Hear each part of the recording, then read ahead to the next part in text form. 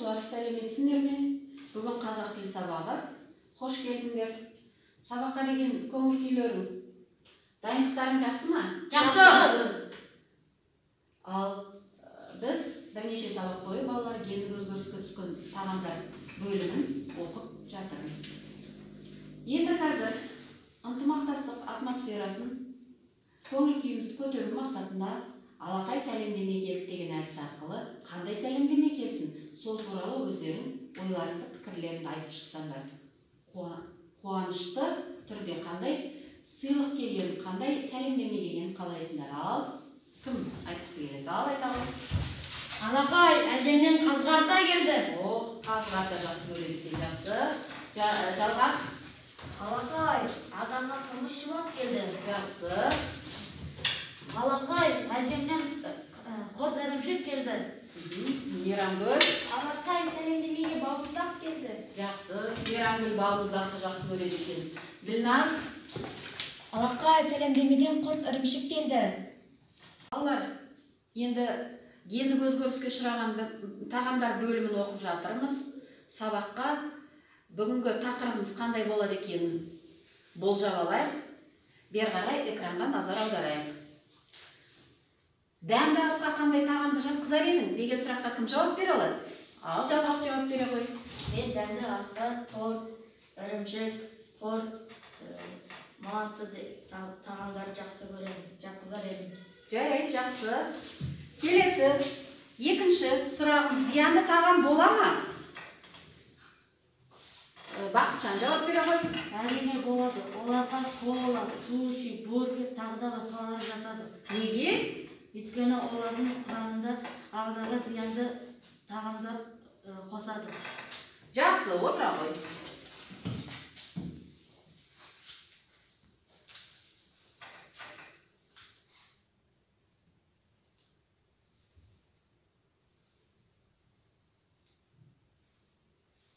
Келесі сұрағымыз.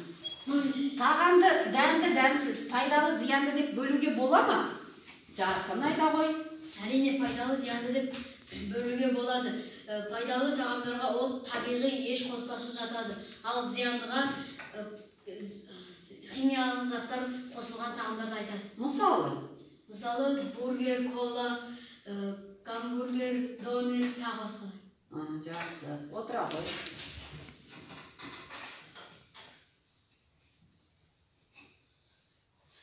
Келесі сұрағымыз. Құрт пен кәмпит қатар тұрса қайсысын таңдар едің? Ойланамыз? Я? Жақсы, тағы кім ойланды? Құрт пен кәмпит қатар тұрса? Мейрамгүл жауап бере қой. Құрт пен кәмпит қатар тұрса, мен кәмпитті таңдар едім. Себебі кәмпит тәтті, ал құрт ащы болады. Жақсы, жарайды, кәмпитті таңдаған екен, Мейрамгүл. Келесі сұрағымыз. Ұлттық тағам мен қазіргі заманауи тағамдардың айырмашылығы бар ма? Қандай айырмашылығы бар болса? Ойланамыз? Жақсы. Ал Ділназ жауап бере қой. Ұлттық тағамдарға құрт, ірімшік, қазы қарта, қымыз шұбат жатады. Зиянды тағамдарға донер, бургер, пицца, кола және тағы да басқалар жатады. Ұлттық тағамдар ол өзіміздің табиғи өнім. Заманауи тағамдар олар шала піскен және де ағзамызға зиян. Осындай айырмашылықтар. Білесің, жақсы, отыра қой. Сонымен балалар, көптеген сұрақтарға жауап бердік. Бүгінгі қарастыратын тақырыбымыз қандай болады деп ойлайсыңдар? Тақырып қандай болады деп ойлайсыңдар? Пайдалы тағамдар туралы. Пайдалы тағамдар, зиянды тағам, Гендік өзгеріске ұшыраған тағам. Ұлттық тағам. пайдалы тағамдар. Дұрыс, осының ішінен жаңағы жарқын, кішкене жақындады, болжады, сонда не туралы болады екен бүгінгі тақырыбымыз? Ұлттық тағамдардың пайдасы туралы екен. Балалар, сонымен қазір сендерге тыңдалым мәтіні оқылады.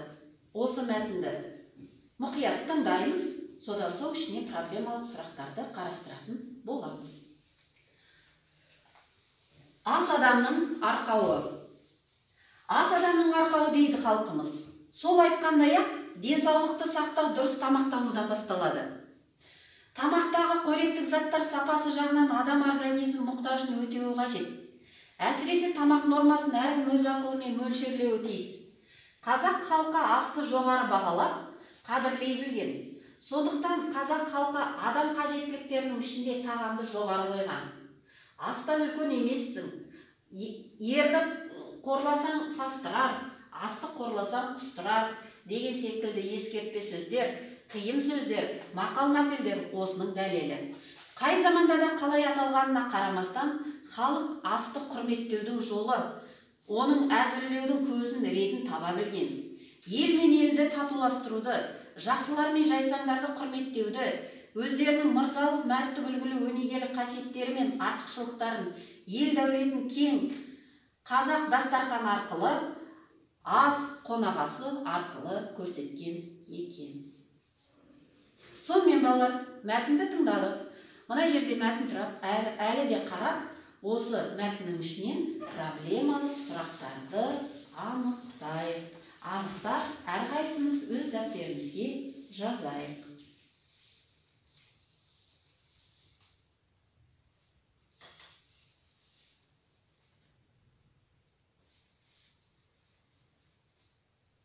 Балалар, ал тапсырманы орындап болсақ, онда сендер мына мәтіннің ішінен қандай проблемалық тапсырманы сұрақтарды анықтай алдыңдар. Ал жарқын, дәптеріңді алып оқи қой. Қоректік тамақтың сапасы жоғары болуы керек. Асты қадірлеу керек. Жақсы. Мейрамгүл. Тамақ табиғи болу керек. Асты қорлауға болмайды. Қазақ халқы қонақжай халық. Жақсы. Диназ. Денсаулық дұрыс тамақтанудан басталады. Қазақ халқының дастарханы әрқашан толы болған. Өте жақсы. Жалғас оқи қой. Асты деуге болмайды, асты құрметтеу керек. Қазақ халқы қонақжай болу. Жақсы. Бақытжан. Табиғи болу керек, асты қорлауға болмайды. Отыра қой. Жақсы балалар, бірінші тапсырма бойынша әрқайсымыз мәтіннің ішінен проблемаларды анықтай алдық. Енді кімнің тапсырмасы жақсы орындалғанын әрқайсымыз өзімізге мына стикерге жазып қояйық. Сабақ соңында өзімізді өзіміз, бірімізді біріміз бағалау үшін осыған жазып қояйық. Жаза қой алыңдар. Кімнің тапсырмасы мынау?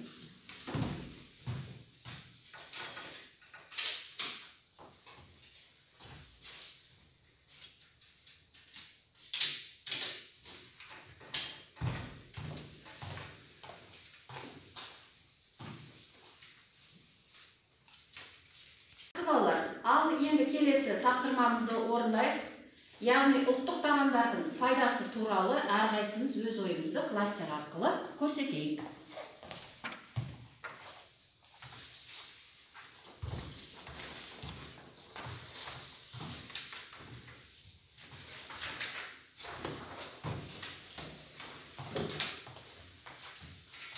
Орындап болсақ балалар, ал енді кластерімізді мына жерде қорғайық.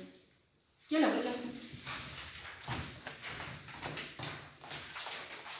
Ұлттық тағамдардың пайдасы ол күш қуат береді, зиянсыз, күрделі ауруларды емдейді, таза өнім, қоспасыз, өзіміздің малдан алынады, ауруға жол бермейді, денсаулыққа пайдалы. Жақсы, отыра ғой. Ал бағалап жіберейік. Жарқынды. Жақсы. Жақсы, келіңдер. Келесі. Бақытжан келе ғой. Бақытжанның кластерін бағалауға дайын отайық. Ұлттық тағамдардың пайдасы күш қуат береді, таза өнім, өзіміздің өнім, күрделі ауруларға қарсы, денсаулыққа пайдалы, зиянсыз, ауырмайсың. Жақсы, ал бағалайық. Жақсы, отыра ғой. Келесі. Мейрамгүл келе ғой. Ұлттық тағамдардың пайдасы әлсіз болмайсың, денсаулыққа пайдалы, таза өнім, ауырғанда көмектеседі, дәрумендерге бай, күш қуаты мықты болады. Ал қалай сендерге бар ма? Бағалайық. Жақынға мамапты. Жақсы. Келесі жалғас келе ғой. Ұлттық тағамның пайдасы денсаулыққа пайдалы, дәмді, 4 түлік малдан алынады. Шипалы өнім, ауырмаймыз, зиянсыз тағамдар, табиғи өнім. Табиғи өнім екен. Ал бағалап жіберейік. Жақсы. Отыра ғой. Келесі Ділназ келе ғой. Ұлттық тағамдардың пайдасы: минералдар көп болады, дәмді, қоспасыз, ауруға жол бермейді, күшімізді көбейтеді, ауырғанға шипа береді. Ал бағалайық балалар. Жақсы, отыра ғой Ділназ. Бірнеше тапсырма орындадық. Енді сергіту сәтін өткізейік. Мынандай сергіту сәті бізде бүгін берілген. Мақалды жалғастыр дейді. Ал бір сәт ойланып алайық. Бір сәт ойланып алайық. Қандай мақалда жазылған? Ал жалғас айта ғой. Ас атасынан. Ас атасынан. Келесі кім жауап? Бақытжан жауап бере ғой. Қызды сөкпе, қызды сөкпе. Жақсы. Мейрамгүл. Аштыққа жеген құйғаның дәмі кетпес аузынан. Өте жақсы. Келесі мақалдың жалғасын кім табады? Арпа бидай ас екен. Арпа бидай ас екен, алтын күміс тас екен. Өте жақсы, жақсы. Келесі мақалдың бірінші бөлігі тұр. Аш бала тоқ баламен ойнамайды. Тоқ бала Аш боламды ойлап. ойнамайды. Оқышы, Мейрамгүл мынаны, өзің оқи ғой. Ас иесімен Жақын. Ас иесімен тәтті, табағымен жақсы. Ас табағымен жақсы. Жақсы. Балалар, назарымызды тақтаға аударайық. Келесі тапсырмамыз. Вен диаграммасы арқылы ұлттық тағамдар мен заманауи тағамдардың әрқайсының өзінің ерекшеліктерін, қасиеттерін тауып, ортақ белгілерін тауып жазайық. Ал ұлттық тағамдарға қандай қасиеттер тән? Келе ғой.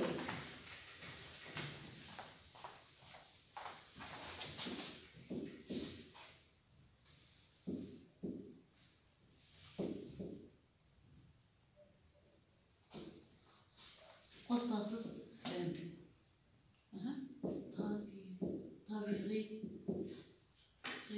Табиғи. Жақсы отыр. Келесі кім жазады? Кел, жалғас.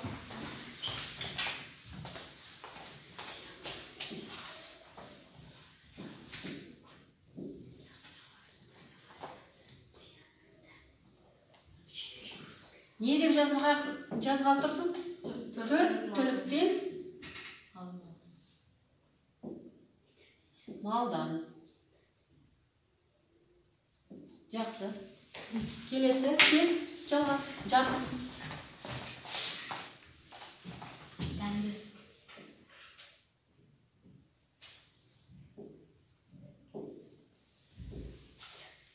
Тағы кім жазады? Мейрамгүл келе ғой.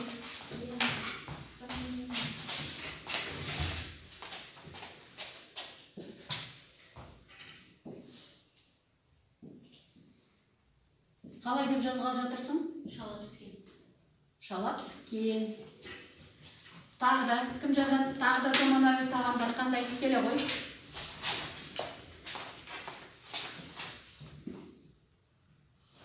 Айтып тұра ғой. Майлы. Майлы, тым майлы болады, кейбіреу. Жақсы.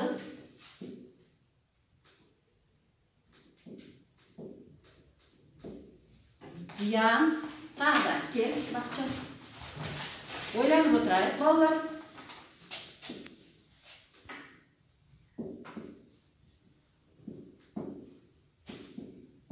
Тұзы көп. Жақын, келе ғой. Келе ғой.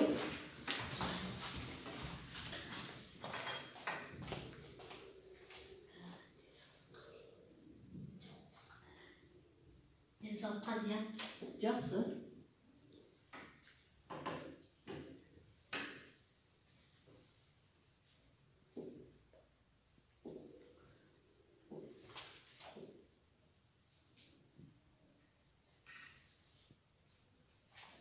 Толықтырамыз тағы да. Мейрамгүл келе ғой.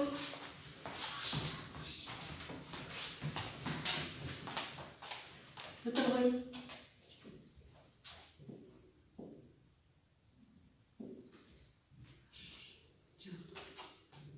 Жақсы. Ал, тағы да. Дінәс келе ғой. Ортақ белгісін табуға тырысып отырайық, ойланып отырайық. Жарқын.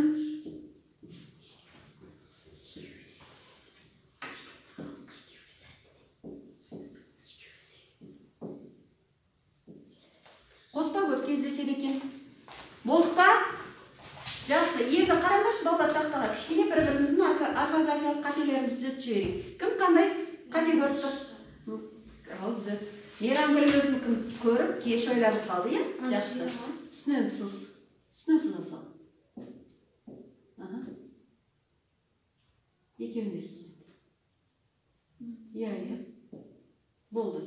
Тағы қай жерде қандай қате көрдік? Мына төрт деген сөзде қате бар ма? Иә. Келе ғой. Тез. Төрт дейді. Не болып тұр? Үстіне жаз. Мына жерде болу керек. Мына бөлек жазылу керек, Иә. Жақсы. Мына тым мына жерге келу керек. Отыр. Ал енді заманауи тағаммен ұлттық тағамдардың ортақ белгісі табайық. Кел. Я айта ғой, айтып тұрып жаз. Екеуі де тәтті. Екеуі де дәмді. Бөлек жаз. Дәмді. Екеуі де ағыз. Кел. Екеуі де тағам. Жақсы.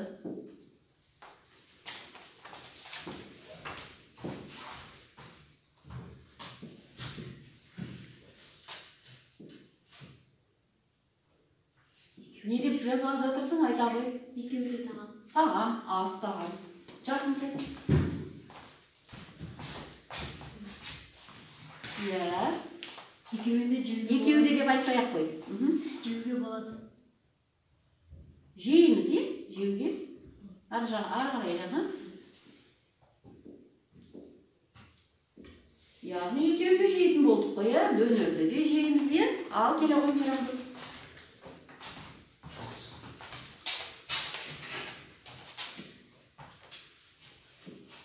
Иә.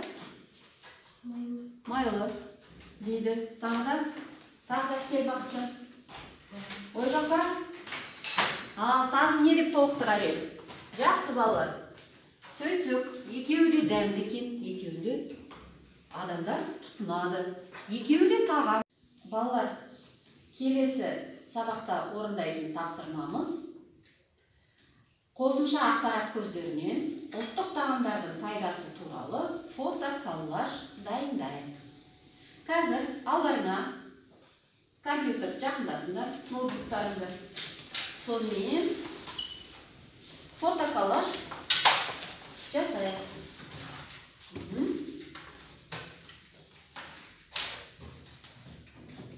Берілген уақыт аяқталды. Кім жұмысын орындап болды? Ділназ орындап болды. Ділназ тікелей эфир арқылы өзінің жұмысын қорғайды. Келе ғой. Мен интернет желісінен осындай фото-коллаж жасадым. Бұл фото-коллажда қазақтың ұлттық тағамдары бейнеленген. Мысалға да мына бас. Біз бұл басты сыйлы қонаққа береміз. Қазы қарта, қымыз шұбат, наурыз көжем, құрт ірімшіктер. Біз ет өнімдерін малдардан аламыз. Және де көкөністен жасалған салаттар тұр. Құрт ірімшіктер. Бұл біздің ағзамызға өте жақсы пайдалы. Бұл сорпа. Бұл қазіргі індетке жақсы шипа болады. Қымыз, біз қымызды үзбей ішетін болсақ, біздің денсаулығымыз жақсарады. Және де ортасындағы бұл қазақ қарта. Ол ең дәмді тамақтардың бірі. Сүрленген ет өте дәмді болады. Наурыз көже, біз бұны наурыз айында жасаймыз. Құрт, ірімшік түгелі мал өнімдерінен алынады. Ет біздің ағзамызға өте жақсы, пайдалы, және көптеген дәрумендер береді. Біз осы тамақтарды тұтынсақ, біздің денсаулығымызға зиян болмайды. Керісінше бізді күш қуатымызды көбейтеді. Балалар, күнделікті осы тамақты тұтынсаңдар, сендердің денсаулықтарың жақсы болады.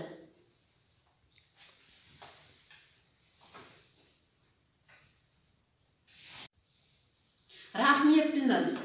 Мына фотоколлажың маған қатты ұнады.